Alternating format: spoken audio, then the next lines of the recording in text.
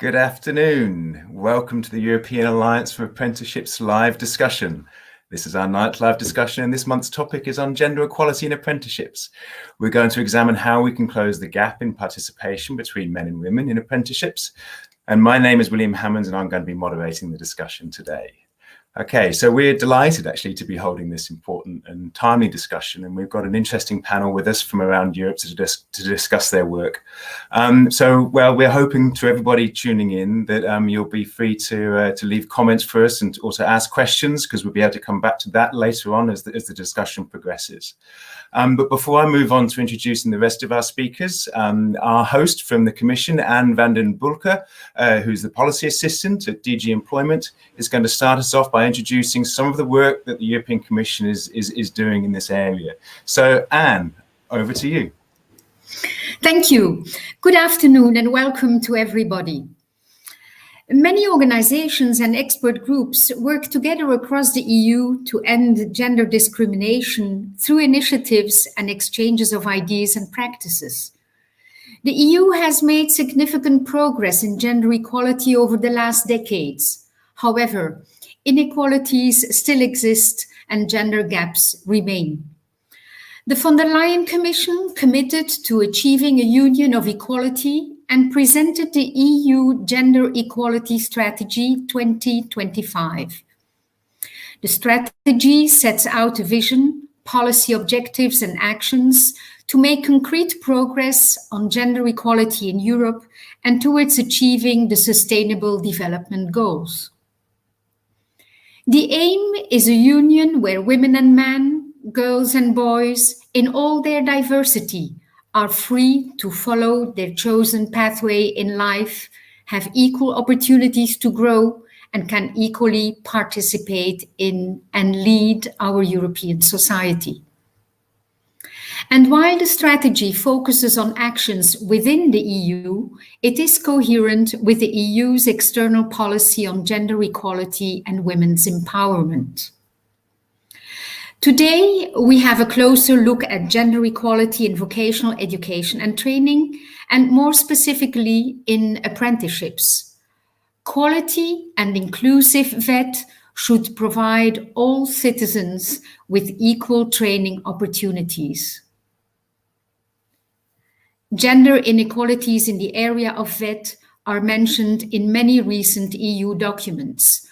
The Pact for Skills, the European Skills Agenda for Sustainable Competitiveness, Social Fairness and Resilience, the Council Recommendation on VET, and the Osnabrück Declaration from November 2020 includes a paragraph on providing access to information on IVET and CVET offers at national and regional levels, addressing gender and other stereotypes for an equal, fair, and diverse society. And we should not forget the European Apprentices Network, EAN, that also puts gender inequality on the table. The European Apprentices Network strongly believes that there is a compelling need to address practices and cultures which still prevent groups of people from accessing and fully taking advantage of the possibilities offered by apprenticeships programs. The network has identified 7 key priorities for the years to come, and it encourages all stakeholders, particularly policymakers at all levels, to shape apprenticeship programs based on these priorities. And one of these priorities is on anti-discrimination, and says there is a need to advocate for more inclusive apprenticeships, more accessible information, and equal access to education and training opportunities for all. Learning opportunities must be tailored to the needs and the rights of apprentices themselves. Promoting apprenticeships should be paired with efforts to address gender stereotypes based on traditional social roles, which still negatively affect apprenticeships placements and take-up, as well as their promotion and advertising. Discriminatory practices negatively affect access to and take-up of apprenticeship opportunities, and they do have an impact on apprentices' ability to fully enjoy and make use of their apprenticeship experience. Linked to these priorities, EAN, the network, also drafted some recommendations. Measures should be put in place at all levels, European, national, regional, and local, to tackle discrimination based on gender or any other status, hindering equal access to VET and apprenticeship opportunities. Apprentices, regardless of their gender identity, should be able to undertake an apprenticeship corresponding to their choice of professional path. And the third recommendation, institutions at all levels, European, national, regional, and local, should implement measures to tackle gender stereotypes, which still negatively affects the promotion and take-up of apprenticeship placements. I stop here and hand over to William for launching the interesting discussions with our guest speakers, experts in the field. After the session, we will provide you with the links to the EAN network and to all the Commission documents I just mentioned before. Thank you. That's wonderful. Thank you, Anne. As Anne says, we'll be sharing those links in the chat afterwards. And greetings to everybody who's already leaving comments for us on the chat. Okay, wonderful. So, as we said, this is a very important and very timely discussion, particularly once we've heard all the activity that's going on around the Commission and the European Union more generally. So today we're joined by 5 speakers who have got practical experience of addressing gender gaps in apprenticeships and employment more generally. As Anne has sort of pointed out, we know that participation between differences in participation between men and women exist. Women are often underrepresented in certain sectors, such as engineering and manufacturing, and many of these sectors have traditionally been associated with apprenticeship schemes.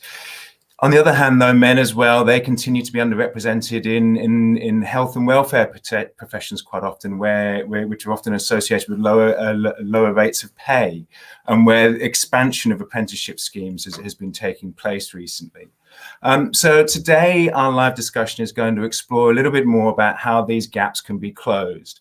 We're going to be looking at how we can expand the offer of good quality apprenticeships in sectors where women may be traditionally overrepresented, but we're also going to be looking at how we can improve the access of women and men into areas that they're not traditionally associated with.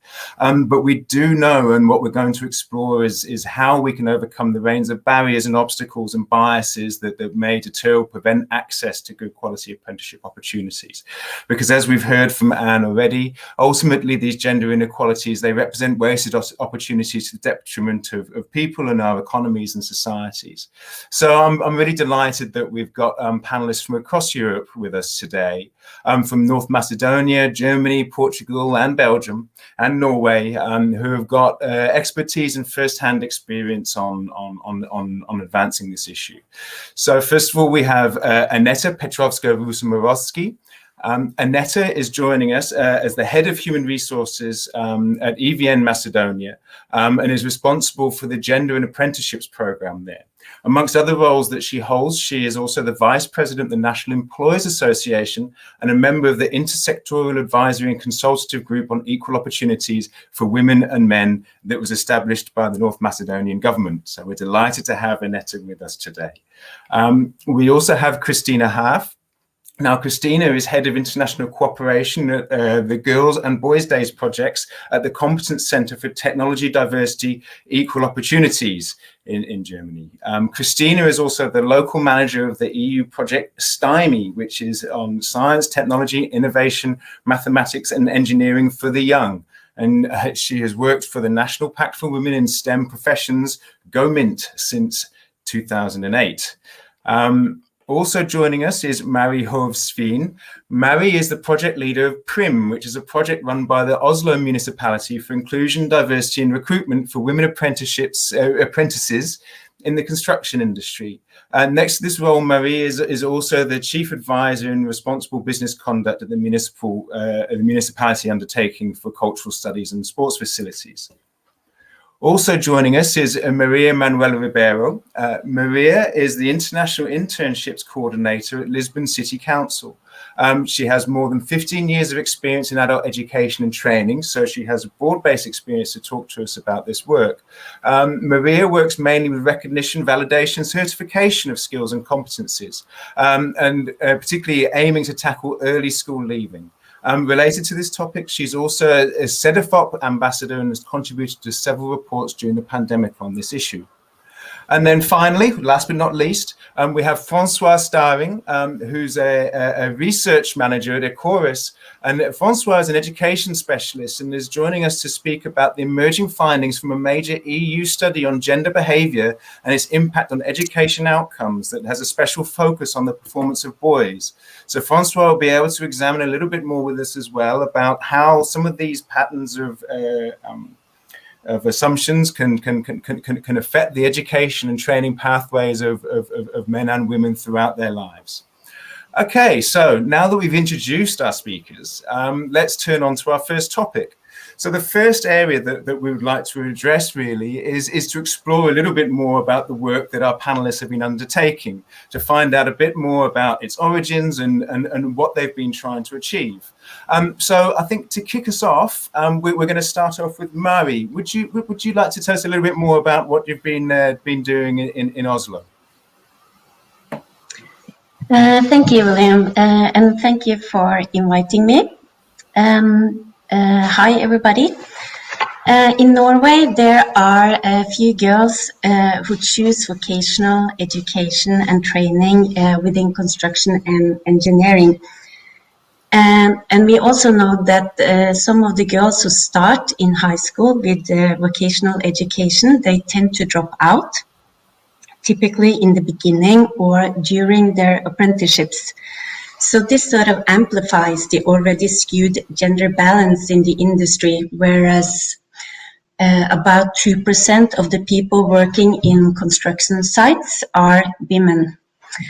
We are currently rebuilding a municipal swimming facility called Tøyenbadet.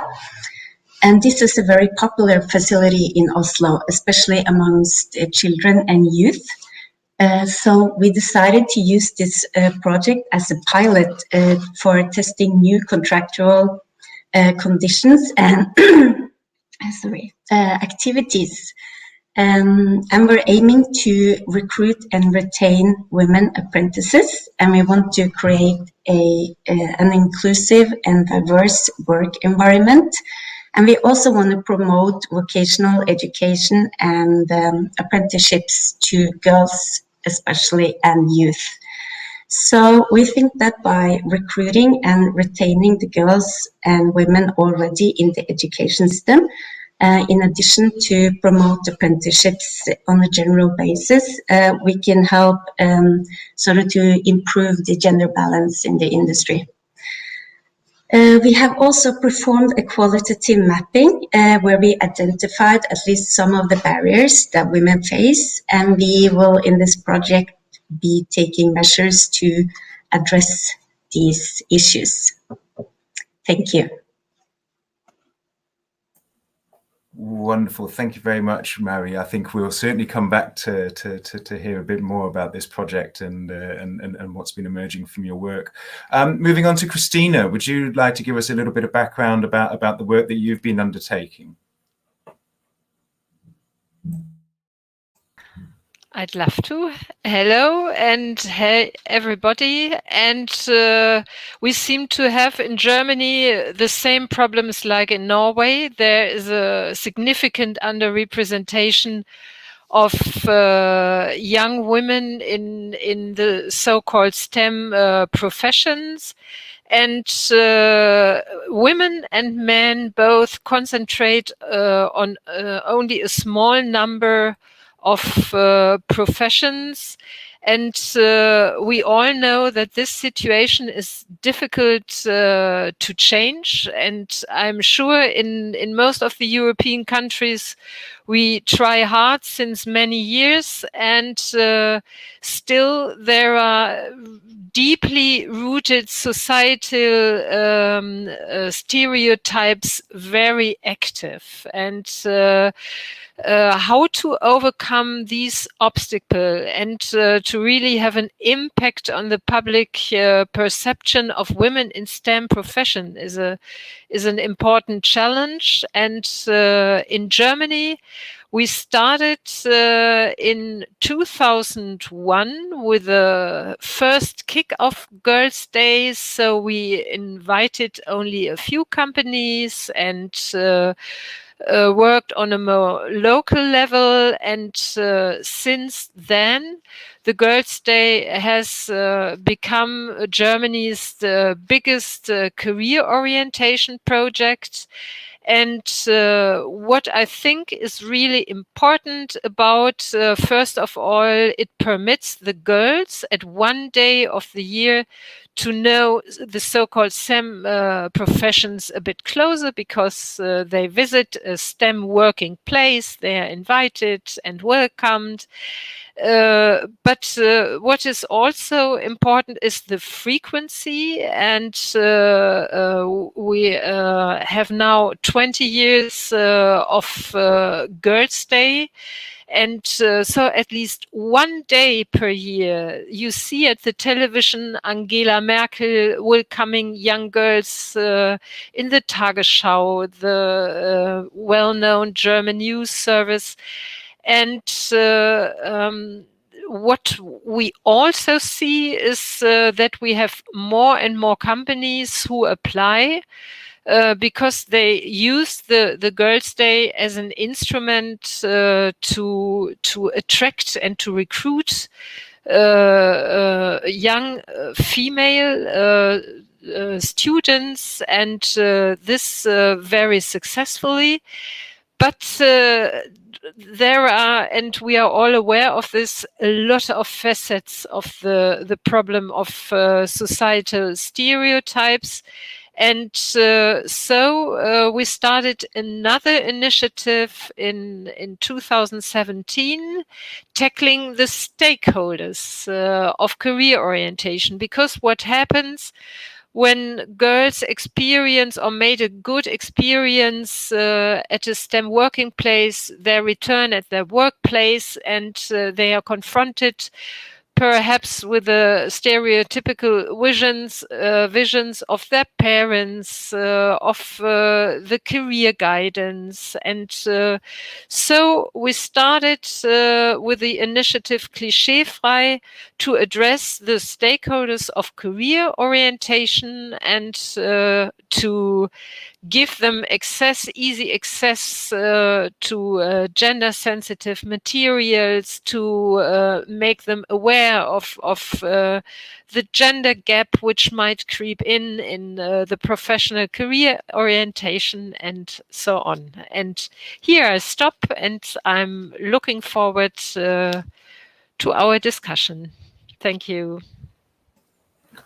Wonderful. Thank you, Christina. I think this issue of how stereotypes permeate throughout systems and education and guidance, and the impact that has is something that comes up very frequently. Okay, Maria, moving on to you. Would you like to tell the audience, our watchers, a little bit more about your work?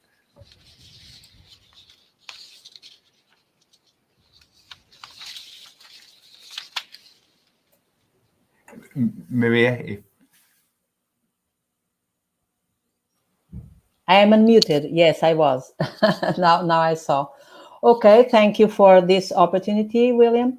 Our organization has a great concern in tackling gender barriers by implementing a gender-balanced participation, for example, in the representation within public and local governance, improving women involvement both in leadership, hierarchy, work boards, or staff.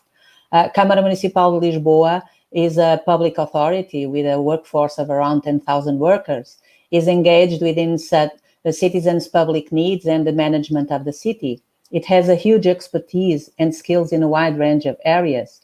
And the Development and Training Department is certified in several domains of vocational education and training, supplying courses connected with many fields of intervention. We have also a qualification center to recognize, validate, and certify lifelong learning experiences and skills to increase qualifications of lower qualified adults, employed or unemployed, promoting many alternative educational paths through the use of innovative tools, aiming the person's digital literacy empowerment to tackle early school leaving and to fight for the empowerment of women in the society by providing education and training as well as skills and qualification for all in numerous ways. We boost the promotion of equality, of course, accordingly with national and European best policies in this field. And specifically, for example, among 179 municipal leaders, municipal directors, department directors, heads of office, 56.4% are women to 43.6% of men. Wages for the same professional occupations are equal for women and for men in public administration. The municipality delivers concrete work experiences covering a wide range of apprenticeships. It has a gardening and pavement school, which had already around 256 apprentices in municipal gardens as operators of gardening equipment or cobblestone laying. We supply courses in gardening and artistic pavement calçada portuguesa for those who intend to have employment in this area, both men and women. These pathways are implemented in close cooperation with the Portuguese Institute for Training and Employment and is open to people from 18 years old. For more than 30 years, the department bets in education as a way to promote learning and knowledge, but also to fight gender issues and barriers. And I stop here, William. Thank you. Lovely. Thank you, Maria. No, that's very interesting work. Okay, and so our fourth speaker in this section is Anessa. So we're delighted that you just to tell us a little bit more about your work and what you've been doing. Thank you, William, and also thank you for the opportunity to share our experiences regarding our work both on gender and apprenticeship programs. So as an introduction, despite representing half of the global labor force, there are only around quarter of women in the labor force in the energy sector, with much less reaching senior and top management roles in the energy sector than in the broader economy. Based on our experience and what we have seen is that the gender gap does not always reflect career preferences, but sometimes failure to understand and address the drivers of women's participation in this, as well as in the other industries that we are addressing today. We have seen in the past year many changes with regard to skills and skills anticipation for the next period. Shortages also in the energy sector, which requires education and training of new employees and additional training for the existing employees. These skills shortages represent a huge opportunity for women to be trained or educated and to bridge or to decrease the gap in the labor supply by training women for the new position that will open up in future. With our pledge to the European Alliance for Apprenticeship Project 2020, we had a clear goal to bridge the current skills gap and contribute to having a qualified pool of candidates to satisfy future workforce needs in the company and in the sector. The aging workforce of electrofitters or technicians represents more than 40% of the employees in our company, and 1/3 was about to leave in the next 10 years. Workforce retirement represents a huge and critical loss of knowledge, and also beyond what is documented, and also represents an opportunity for women to enter traditionally male occupation and male industry. So we organized a lot of awareness raising and promotional activities in the past 5 years related to women in energy and women in STEM.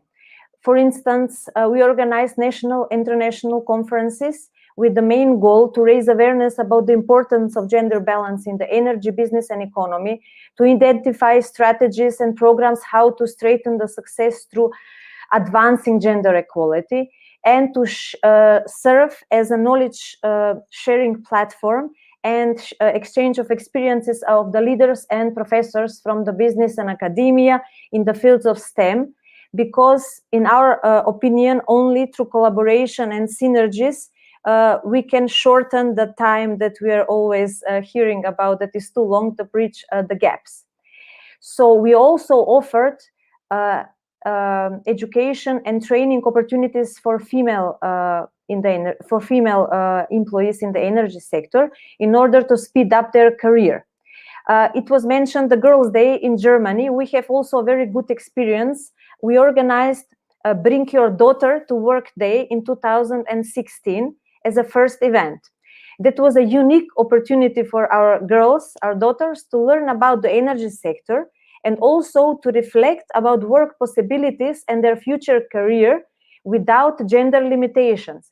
We showed them in an interesting way what their parents do during the day, and also inspired, we are so happy to have inspired some participants to pursue careers in the energy sector.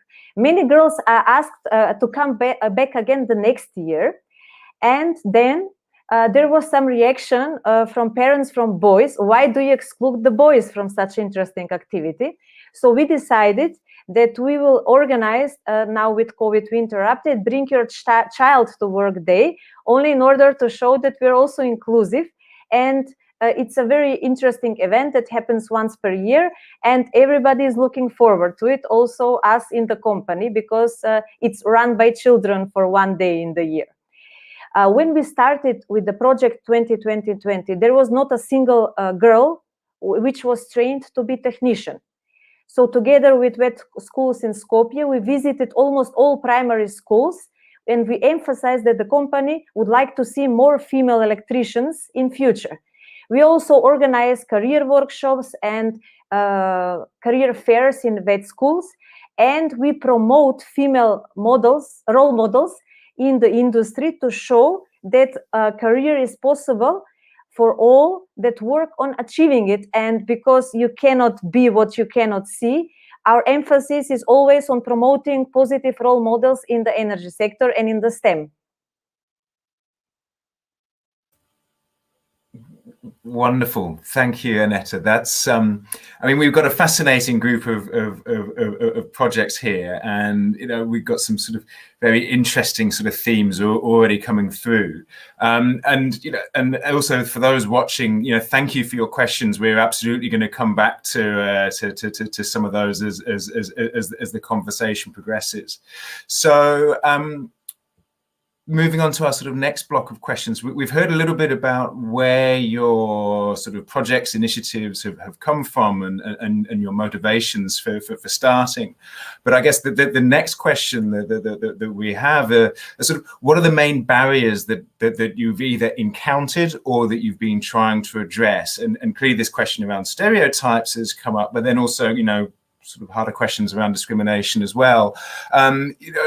Dealing with young people themselves, or engaging with stakeholders who give them advice, or working with the organizations who are actually recruiting them. I'd be very interested to hear more about what are the barriers that your projects have encountered, and what you've actually been, what has been your focus. So if we don't mind, we can change the order around a little bit. Annette, would you mind kicking us off on this one? Okay, wonderful. Thank you. Yes. So regarding barriers, we can talk the whole day about the barriers and the synergies among barriers. But I believe that occupational segregation and salary gap can be addressed by leading by example and by small steps taken into the right direction, because how do we demonstrate? We should also have companies with practices, good and successful practices, and perhaps compare practices among sectors, because there is no one-size-fits-all approach, and there is no magic pill to solve the topic. And all these best practices and experiences should be adapted for the needs of the concrete apprenticeship program and employer. perhaps the industry. Employers should demonstrate with concrete examples that they enable inclusive working conditions and environment supporting inclusion of women and girls as apprentices, and move away from the sometimes generic rhetoric surrounding diversity and inclusion around the world. Sometimes we should analyze, we are doing it currently, but we always have this legal framework, perhaps offering flexible training programs for girls and women where possible can be introduced, which is, for instance, self-paced, where they have flexible working hours in order to be able to both reach the learning goals while maintaining work-life balance and their obligations that we know they have more at home. So combining this flexibility with some sort of mentoring support during and after the training program could positively influence the retention of attracted girls and females into apprenticeship programs, and their retention, and then their, kickoff of their career. And then in the companies, they can have also support groups. Sometimes we should also consider, but very carefully, incentives for involving girls and women in underrepresented apprenticeship programs. And also, with a positive example, promoting competencies and behaviors that support in career transition phases by designing inclusive apprenticeship programs. Sometimes, because I see now Arya, sometimes even parents can be the biggest barriers to achieving gender equality, because stereotypes or not having enough information as a parent of a girl about possibility of apprenticeship program in a STEM area can also represent a barrier for students who have this affinity and would like to enter career in energy or STEM. That's wonderful. I mean, it is interesting, you know, the reforms and the changes that employers need to make sure that their working practices and environments are welcoming, but then also understanding those pathways and the flexibility of schemes, and ensuring that the advice is there and the guidance that is going to encourage people to go into areas that maybe they weren't going to choose originally. Okay, wonderful. That's great. Mary, would you like to tell us just a little bit, some reflections about the main barriers that you've been trying to break down, essentially, in through your project? Yes, I'll do that. Like I said, we had this mapping where we interviewed people working on construction sites, sort of to identify some barriers. And what we see is that since there are so few women working there, there are often a lack of community and network, but also employer branding towards women. So we have set one of the main goals that we have is that 20% of all the hours worked by apprentices on our project is to be worked by women. So in order to reach that goal, we have to work closely with the suppliers or the contractors that come into the project, because they are the ones who are doing the hiring. But we will help them with, you know, facilitation and creating incentives and making the construction site an attractive working place for potential candidates. We also collaborate with schools, so we can set them in connection to girls and women already in the education system. We also know that many building sites do not have separate wardrobes for women, so that's sort of a very physical barrier. And some employers only offer clothing, work clothing, PPE equipment in men's sizes. So at all municipal building sites in Oslo, we now establish separate wardrobes for women. And in this project, we added a contractual condition stating that work clothes and PPE equipment in female sizes must be offered by the employer. And as has been mentioned, there are stereotypes, but there's also at times harassment and sexual harassment that occur. And therefore, everybody working at this construction site shall complete an obligatory e-learning course on diversity and inclusion before they start working. And key personnel from all the suppliers will undergo training to learn about harassment and how to mitigate it. And all suppliers to the project must also sign a code of conduct before they come in and start working.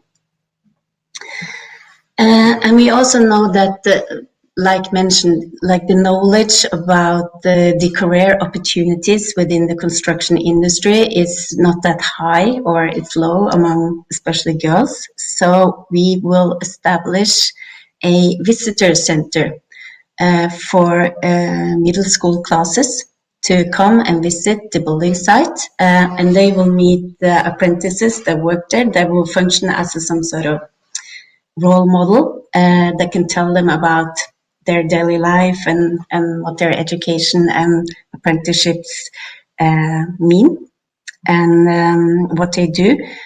They will also do practical assignments that can be related to the processes that goes on the building site, and they will also get a tour just to sort of see the work in action, because we believe that I don't think many like young people have ever been to a building site and really knows what goes on. So that's the intention of having this visitor center. Yes, thank you.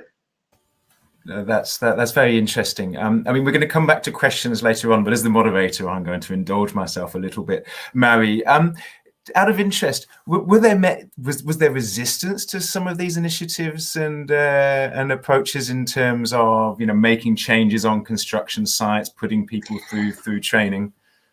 I think up until now, I think most of the people we've spoken to are very happy about this initiative, and we have met a lot of goodwill actually.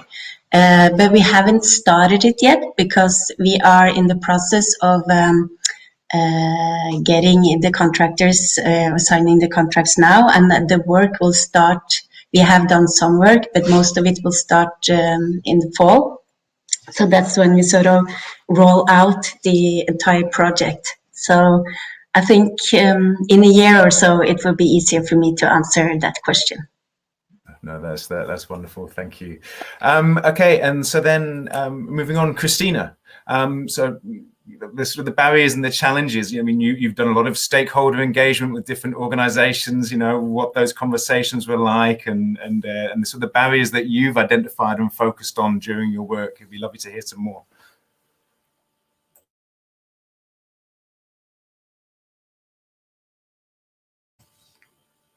You may need to turn your microphone on. I'm impressed by the variety of experience already here in this discussion round when talking of the barriers. In terms of, there has been an important strategy, overall strategy, to empower girls. And when you have a look at what is going on, for instance, in the social media with the social influences, and it's really hard to combat traditional stereotypes, even in this new kind of social media communication, because they in many cases perpetuate traditional role models. And sometimes I really have the impression it goes back rather than forward with the role of women in society. So and also an important strategy is not only to empower girls, but then you empower them, you motivate them, and they start to make their first experience in the STEM working world or study world or in apprenticeship, and they be aware, it's quite a different culture. And so what is also important to fix the system, to have a closer look at the system. And for instance, in Germany, we started to have a look how many female trainers do we have, and especially in the STEM field, you can see the number is really low, and female trainers are very important role models, and they are also an important factor for a more diverse working culture, which is so important to also retain the girls once they started to work in a STEM field. And so I think awareness for the stakeholders is not so widespread, and there are still a wide field of actors. There are the resistant ones. There are the promoting ones, and I think you have to work with these ones, and you have to support their work. You have to share experience. You have to connect them, and I think at this stage it is really important to build up cooperations, networks, to share knowledge, and therefore, we were so happy about this discussion on a European level, because, a lot of more to talk about, but I stop here. Thank you. It's a big topic, and this is barely an introduction, but like you say, it is interesting to hear the different experiences, but also, I mean, it's the similarities actually, and I think we can come back to the shared themes that are coming out of this discussion. So, Maria, would you like to sort of just tell us a little bit more about the sorts of barriers and challenges that you've encountered and you've tried to overcome through your work?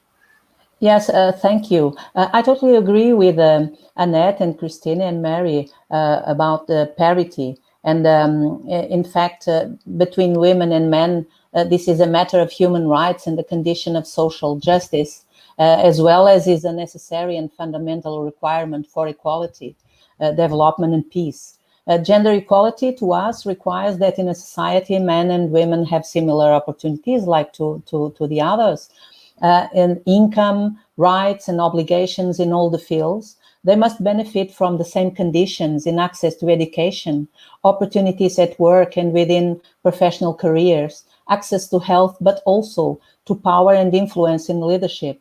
The UN Capital Development Fund data, for example, revealed that proportionally there are more poor women than men. And this exposes an obvious regard that poverty is feminine global-wide, stating that education is a way to fight gender inequality. Therefore, there is a global appeal to governments and civil society and organizations and enterprises to combat gender perception and promote gender equality through education. And our organization, namely the Development and Training Department, is very proactive in contributing to tackle gender barriers in apprenticeships, education and training. We can have clear measures, for example, if there is a shortage of women at a firefighters corporation, the supply of specific training to women can be a plus to close this gap. Being heavy vehicles drivers or ICT, cobblestone workers, firefighters, gardeners or pavers, we are able to provide alternative educational paths, courses and apprenticeships so that women representation might be stronger by implementing a firmer feminine proportion of participation in education, training, and apprenticeships. And at the same time, the mastering of digital skills to face digital transition that is in the core of nowadays defies not only for young people and women, but also for people with disabilities, is a way to fight the risk of exclusion. Within the issue of ICT discriminations, we have digital literacy program fulfilled in the municipality. Is planned to produce and implement webinars and workshops and digital activities to include all citizens with no exception. People come from a wide range of areas and fields with low or high qualification, qualified or unqualified, and all can enroll in this program. We have some figures, for example, in digital competencies passport from more than 1,800 enrolled, 64% are women. Through gamified and informal digital skills workshops, our participants are challenged to explore the democratic, critical thinking and creative potential of the internet. It seeks to empower people to fully exercise their citizenship, and I think this is a plus to fight inequalities. I think I'll stay here for the moment. Thank you. No, that's don't want to exceed the time. Well, no, it's truly it's well, you know, it's more important to hear what you all have to say than to follow the clock. But okay, so but moving on because we are pressed for time. So we've heard about your projects and what you've been trying to achieve and some of the main challenges that you've been trying to address. So I think this is for this section, I think we'd just be interested in some sort of reflections on the lessons that you've been learning from your work. You know, when thinking for others who might be setting up their own initiatives in their own areas or industries, you know, what are the lessons that you've taken from your work that you would tell to someone who's just setting out? We'll go in the same order again, if that's okay. So, Aneta, you know, what are the main lessons that you would like to, you know, sort of give someone some advice about if they were trying to follow in your footsteps in another industry? Yes, so I was very surprised when we started working on the project and we were doing some research that a US-based study and research into gender stereotypes showed that girls at age of 6 and 7 start believing that brilliance is a male trait. And we need to start working. The lesson was that we need to start working in the kindergarten with girls to overcome the limiting beliefs they have about themselves so early in life, which might also affect their career choices later. So there is a need for planning and execution on interventions in a systemic way, as it was mentioned by Christina, by involving all stakeholders and bigger networks. I had the opportunity through European Alliance of Apprenticeship as a platform to be introduced to the Get Up project, which called for greater cooperation and communication about between local authorities, employers, decision policy makers on the issues of gender stereotypes and education, training, transition phases also at the workplace. So there is a definition of set of competencies and related minimum obligatory training standard for the stereotype, for professionals, involved as direct target groups for the adoption of a non-discriminatory and non-stereotype approach at the workplace. So everybody should be involved is our lesson. Directors, employers, trade unions, career guidance professionals, teachers supporting training and employment choices in order to guide, promote, recruit, and retain individuals and women by overcoming gender stereotypes and taking into consideration their skills, competencies, and interests. And the study has shown perhaps we should reconsider when we start this work, perhaps even with the teachers in the kindergarten. And also a very important lesson is that not including women represents competitive disadvantage for companies and economies and missing on innovation, economic opportunities. So we need to work on lowering the barriers for women's entry in education, workforce and also their career progression on all levels, both as policymakers, educational sector, employers, and trade unions. No, that's wonderful. I mean, the issue about a system-wide approach is heard, and starting early is I think the big challenge here. Mari, so you know, you're getting your project off the ground. You know, what are the lessons that you might give to someone else in a similar position in another city or another industry that you'd like to share? We started with, or we have tried to involve and work closely with the key actors in the entire value chain, to call it that, such as like employer organizations, schools, suppliers, governmental agencies. And we have established a formal partnership with the Federation of Norwegian Construction Industries and also the Education Agency in Oslo. So together with them, we have developed this project through workshops and sharing ideas. And that's been most helpful for us. For instance, we have received a lot of, like the e-learning course that is developed is done by the Federation of Norwegian Construction Industries. So it will be not free of charge, but you pay a small fee, and it's open for everyone in the construction business to go and take this e-learning course. In addition, we have cooperated with the Anti-Discrimination Ombud in Norway. So they've helped us develop contractual conditions and training courses for the personnel that will work on the construction site. So that is really like my best advice, is to look at the value chain and try to pull in the different actors and start to collaborate with them. No, that's one. Again, it's this is joining up the different organizations that play a part in this. And Christina, I guess from a lot of your comments already, engaging with a wide range of organizations and changing mindsets and practices is probably a very familiar theme to you as well. So what would be the main message or the lesson that you've learned that you would like to sort of get out to our audience?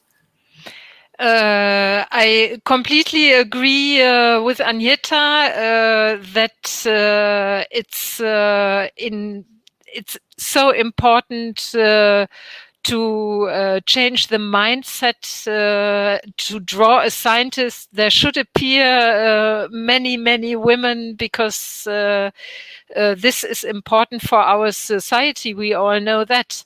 And as a recommendation, I also found it interesting, Agneta's example of the Take Your Child to Work Day, because in Germany, after the success of Girls' Day, we started with a Boys' Day to make the boys aware of the perspectives they have in social and care work, and so really to broaden perspectives.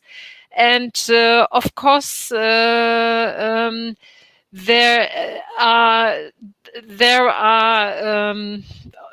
at the level of the different stakeholders many needs of knowledge sharing, and many needs of support. And so I really stress again networks and good cooperations are very important, and also the long-term impact is so important, because what we saw in Germany, we have many good initiatives for 2 years, for 3 years, and then they stop, and the schools does not hear of them any longer. And this is a problem, for instance, for teachers who are thinking, thinking, oh, I'm very interested in helping my students with their career orientation. How can I go on with it? And there must be much more practical guidance since the early beginning. I really agree with Agneta. You can't start when it's already too late. You should start already in the kindergarten to allow the students to feel comfortable with STEM, to play with the STEM, and later on to know interesting role models. And this on the long run. And another important point is that the instruments must be strong. For instance, when I think of the quota in Germany, there is a clear goal. We want more women in leading culture, and when you don't formulate clear settings and clear goals for the schools, for career guidance, you won't make any progress. I think what is really important to have a clear commitment of the stakeholders to advance and to show them how they can advance. That's wonderful, thank you. Okay, and Maria, just some final comments from you. Yes, if you would. Excuse me, I didn't have the sound. Yes, we totally agree with what it was said.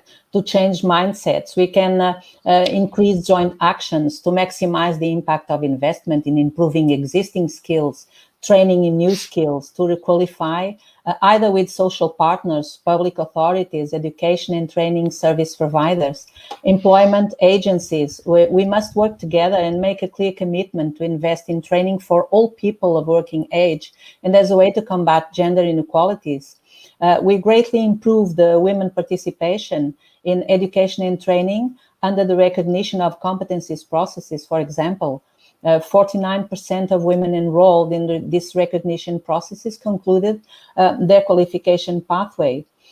We have this huge effort to close the gap between the number of women and men participating in apprenticeships, and we believe that several positive discrimination measures also can be done, like the identification and assessment of professional profiles and professional groups with very low representations and presence of women.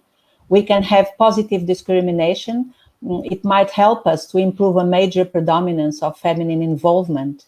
In case there is a group like heavy vehicles drivers where feminine representation is very low, we believe that there is no reason why a woman cannot drive a heavy vehicle, of course. And in this sense, we can create the chances to allow women to participate in specific courses that can provide them with the required competences and skills to do so. Thus, to choose a job traditionally masculine. Also, for example, we had a program, Somos, a program that, among several activities, supplied training and workshops to inform all regarding human rights and gender equality, to increase democratic and active participation. Is one of the actions that take place to sensitize citizens, professional corporations, associations, and civil society. It's a tool that offers the city, through non-formal education methodologies, mediators and facilitators prepared to inform and alert about gender equality, human rights, and active and democratic citizenship. And I think it's all. That's wonderful. Thank you, Maria. That's really really helpful. Now, I'm conscious of the time. I have one job as a moderator, and that's keeping things to time, and I am failing in that. But we do have time to hear from Francois Störing, who is going to speak to us a little bit about a research project that he's been leading, looking at educational outcomes for boys, but in particular, it sort of touches on a theme that's been coming through from a lot of the conversations about how stereotypes and prejudices get fed into education systems from quite an early age, and the impact that has on both women and men as they progress through these systems. So we Francois, we'd love to hear a little bit more about the findings from this research that you can share with us. Thanks very much, William, and thanks very much to all the other speakers today. It's been very interesting to listen to all the projects and work that you've been doing around this topic. I've learned a lot again, despite having worked with a lot of colleagues and experts across the EU with the course for the past year on this study that William just mentioned, which indeed has been commissioned by DG EAC and focuses on looking at the gender gap in education, in compulsory education, and trying to sort of better understand why these differences between boys and girls and how they perform in education or progress through education, why these differences are there. And also, on the other hand, try to look at sort of what the implications are for society at large of these gender differences in education. And in that study, actually, we've been asked to take a specific look at the reasons for boys and young men and sort of the reason why they are actually obtaining comparatively worse school grades and results than girls in education. And in that sense, this study, I think, has been quite is in a certain sense quite groundbreaking or new, because I think we often tend to forget to also look at the other side, which is because indeed, I mean, let me be clear, and I think many of you have highlighted, and in particular Maria, I know you've highlighted a number of figures where it's quite clear that if we look at a societal perspective and the outcomes on the labor market, for example, women are clearly in the worst position compared with men. You know, they are at higher risk of poverty. They are less represented in leadership positions. They earn less than men. But at the same time, there is quite a big subgroup of men, and that's what we found in our study, with who are low skilled, who are struggling on the labor market. And some of these sort of implications you can actually trace back to what happens very early on at age, which what you said as well, William. And so what we see, you know, in our study, we looked as well at the difference between boys and girls in terms of their enrollment in vocational education. And on average, indeed, you can see that it's around 2/3 of pupils enrolled in vocational education programs are boys compared with girls. And some of the main reasons, and we still have this issue, I think, where vocational education and apprenticeships are seen as sort of a second choice compared with more academically oriented courses. And then the reason why boys then go into this, one of the main reasons is because they obtain worse grades than girls at school, and then they think, or their parents think, or teachers think, and again, this is all very very highly influenced by gender stereotypes. They think, well, it's better than for boys, and also boys themselves, because of all these different stereotypes, they think, well, it's better for me to then do something with my hands more, or do something more vocational. And so there's, again, a big issue there to change.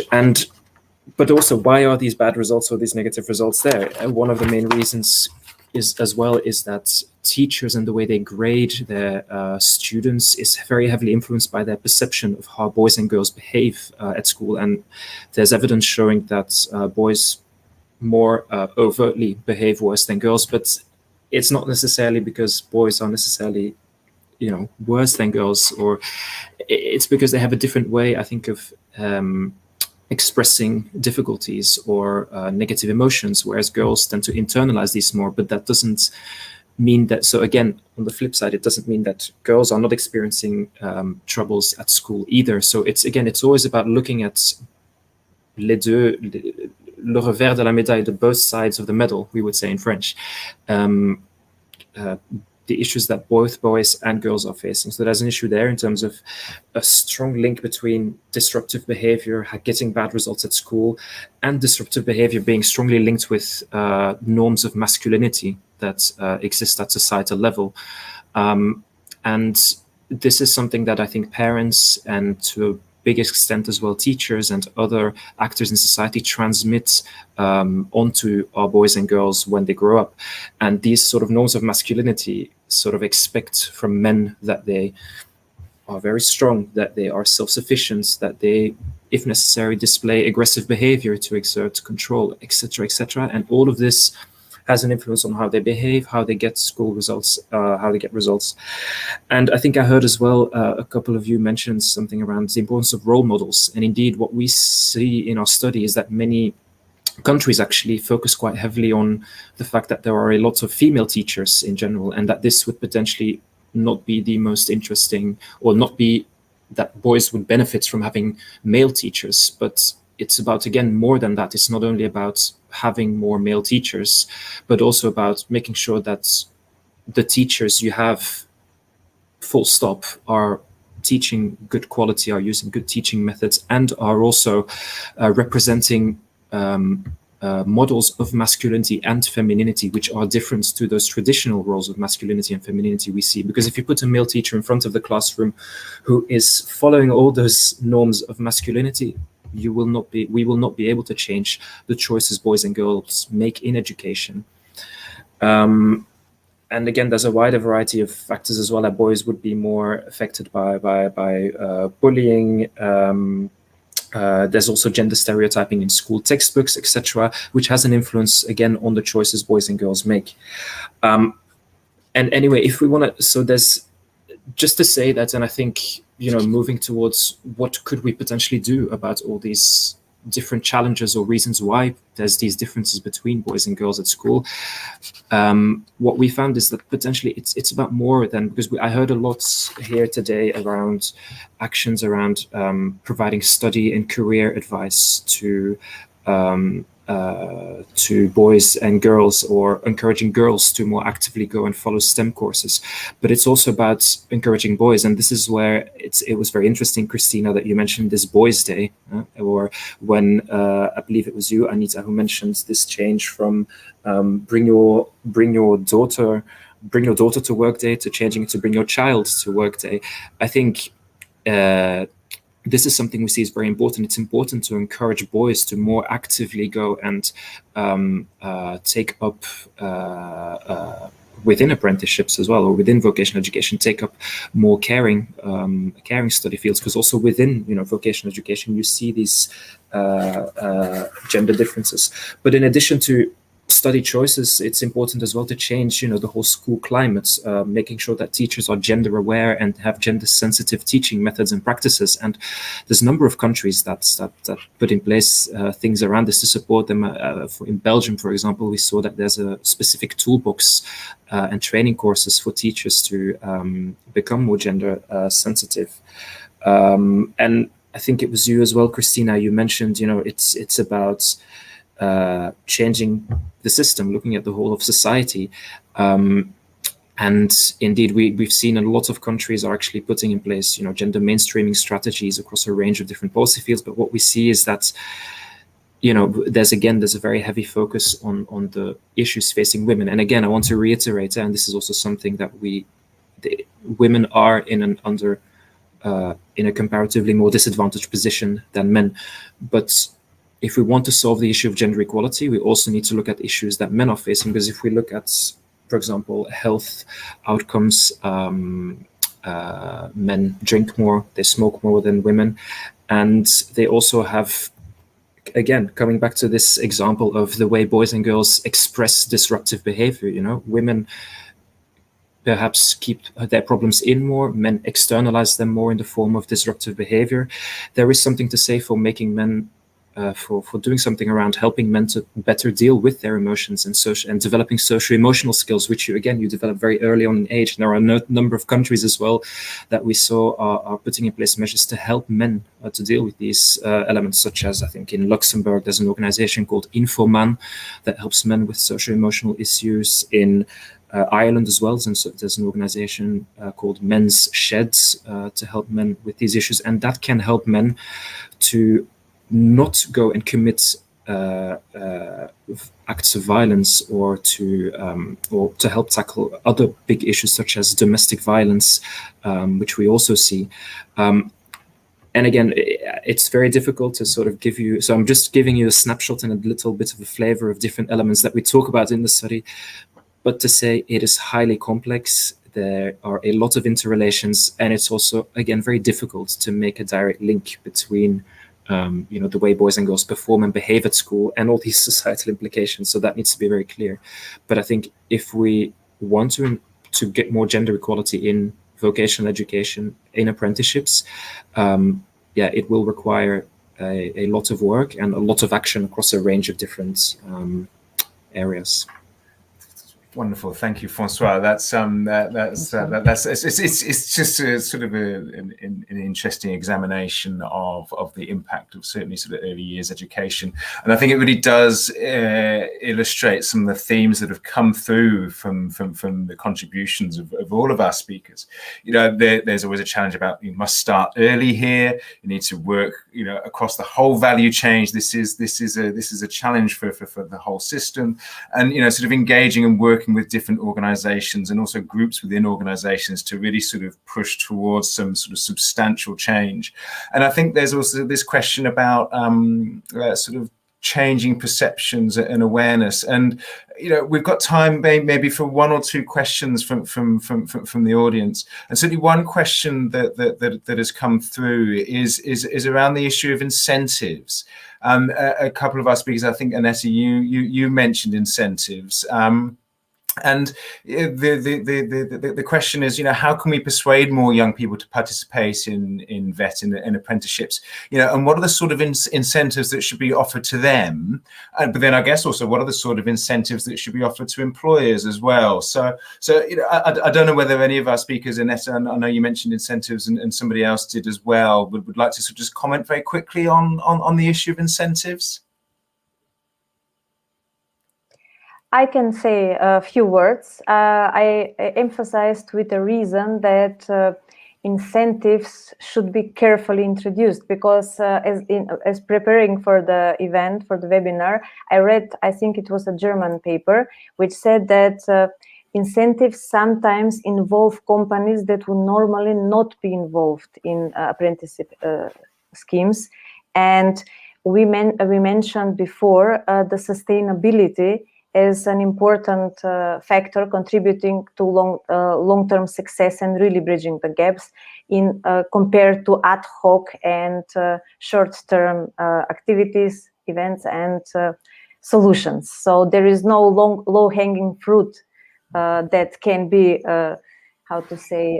exploited in apprenticeship area. The companies should be really committed, and they should involve themselves for several reasons, but usually they should be involved without the incentives. But the incentives should foster bigger involvement of companies who are good practices. So we have an example where when we started with the 2020 project, we were the only company, and then after a few years we created the so-called 2020 platform, where we engaged other companies. So there should not be a one-time programs, solutions, and companies that get involved because of incentives. And for the students, I think that they should really choose the career they're inclined to, compared to what is offered as an incentive. And the incentives should be targeted at good examples of companies. Wonderful. I completely agree. And when the incentive is good, planned, and event or mentoring offer or something really concrete, I think these are really good incentives where companies can present themselves, how do you say in English, glaubwürdig, and not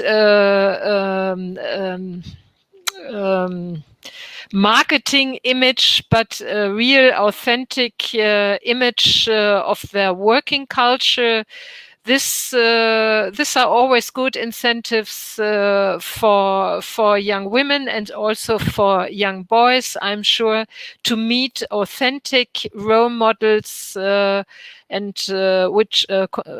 they have the opportunity to really talk to them, ask them the question which are important for them. These sort of incentives are really important. No, that's great. Now, unfortunately, this is a conversation that could go on for a long time, because it is a huge topic, and it's a topic that brings in so many different aspects of our education and training systems. But unfortunately, that is almost all the time that we have for today. I just wanted to bring Anne back in just for some final reflections. But before we go to Anne, I just would like to say thank you so much to all of our speakers. We'll be sharing more links about some of the projects and the work that's been talked about today. But the work that you're all doing is well inspirational, and it's incredibly important. And I also wish you every success in it, because these things aren't always easy. So thank you again, indeed. Thank you. And also, before I said I had one job, but I have two, which is to keep to time. But the second job that I have is to make sure we get a team photo here. So now I've got you all on screen. I've got that. So thank you. So Anne, some final reflections for us on this conversation that you've heard today. Thank you. Thank you. I also have to start my sentence with unfortunately. Unfortunately, all speakers confirm that in VET, the reproduction of discrimination patterns related to gender equality is still a reality. But we heard very interesting and positive and inspiring examples from various countries on how they address gender issues. Efforts related to gender balance in the energy sector in the Republic of North Macedonia, in the construction sector with a very concrete example in Norway, then the Cliché-Frei initiative, an interesting case study from Germany. And in Portugal, we learned about efforts made for achieving gender balance in the public sector. All examples show that stereotypes are everywhere, and they need to be tackled, whatever the underlying reasons leading to gender imbalance are. Lack of branding, physical barriers, harassment, lack of knowledge and information, etc. To avoid students choosing for a stereotype career, it is necessary to acquire gender competence. It is important that all stakeholders involved in the study orientation process develop awareness of the gender role assignments. Career guidance is crucial, and staff in career guidance have to change mindsets regarding typically male or typically female jobs or professional fields. We know that curricula are not really designed to support tolerance and gender equality. All VET staff should have education on this. And I particularly like today the girls' days and the boys' days, and then the child's days and daughter days organized throughout Germany and also in the Republic of North Macedonia and maybe other member states or countries from guests who are listening to us. I think this should become a European-wide initiative. It sounds very attractive, and they are for sure excellent examples for peer learning and sharing good practices. I just started by saying, unfortunately, gender inequality is a reality. But I also want to conclude today's live discussions on a positive note. And what is positive is that the subject of gender is nowadays highly topical. And all the actions presented today sound very promising. I just want to add, there is a large number of information focusing on many different aspects of gender imbalances in circulation at Commission level and also outside of the Commission. And I also want to thank François, because we will have something to look forward to, namely the output of the study on gender behavior and its impact on education outcomes. Just to finish, we must continue to interact with each other on this very important topic. Understanding and higher level of awareness is a first step. And also important is that action has to be taken at a very early age of children. When young people arrive at the age to choose a vet qualification, their mental stereotypes are already formed. Thanks a lot to all the speakers.